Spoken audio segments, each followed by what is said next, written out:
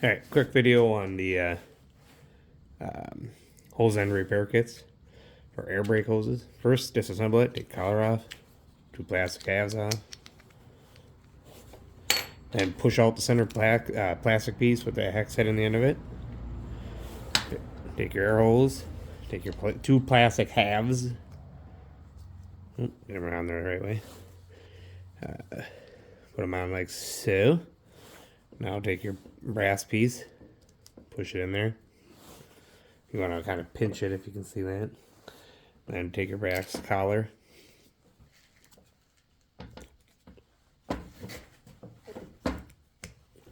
Slide it over. So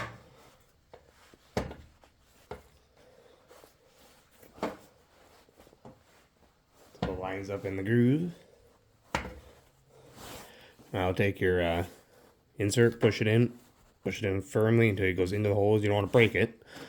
And then take your hex head in there and spin it in.